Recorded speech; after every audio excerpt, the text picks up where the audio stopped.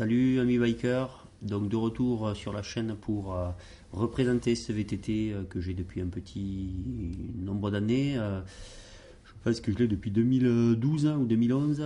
Un VTT qui a très peu servi, qui est un VTT en 26 pouces de cross-country et même pas de all mountain, avec un débattement de 100 mm devant et derrière, donc tout suspendu.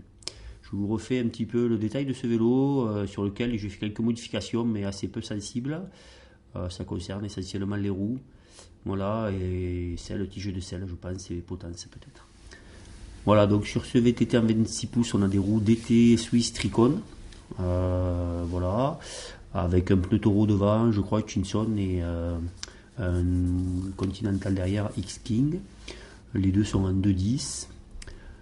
On a un cadre tout carbone, entièrement carbone, donc c'est la spécificité, donc c'est un cadre très léger, qui donne un vélo aux alentours de 10,5 kg, 10,4 kg avec pédale montée.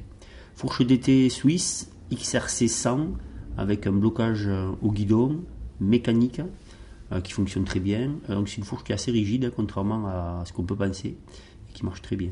Poste de pilotage, centre Easton Monkey Light semi-relevé, en 66 de large, des poignées silicone et un groupe XTR complet. Alors on en est loin maintenant du 3x9 vitesses, mais là c'est bien une 3x9 vitesses. Donc groupe XTR complet, transmission et frein. On voit la petite molette ici qui permet le réglage, enfin le blocage de la fourche.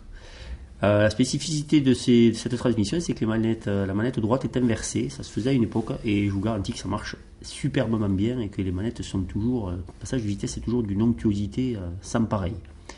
Pédalier XTR donc en 3 plateaux, je crois qu'on a 22, 32 et 44 sur cette gamme.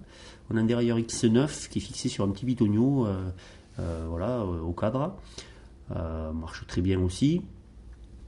On voit un petit peu la finition avec des bases carrées, vous voyez, emmanchées, une petite plaque Tomac en alu, là, en inox, pour protéger des remontées de chaîne. Donc le dérailleur arrière XTR inversé. Donc c'est un système qui marche vraiment très bien et qui soulage le ressort, puisqu'en fait le ressort se tend quand la chaîne descend et il se relâche quand la chaîne monte, donc ça diminue les contraintes. C'était le principe de Shimano à cette époque. Une cassette à 9 vitesses qui doit être étagée, je pense, en 12-32, si mes souvenirs sont bons. Disque à 160 sur les freins XTR. Tige de selle Easton Haven Carbone, un très beau collier de selle usiné CNC qui vient s'emmancher dans le tube de selle sur la partie haute du cadre avec un serrage rapide. Une selle là qui n'est pas très adaptée au tout-terrain, on va dire, mais bon, j'ai mis ça à ce moment parce que je n'en avais pas d'autre. C'est une selle de route en carbone, 100% carbone, donc assez dure, Colnago, mais le vélo filtrant très bien le sol, ça reste assez agréable.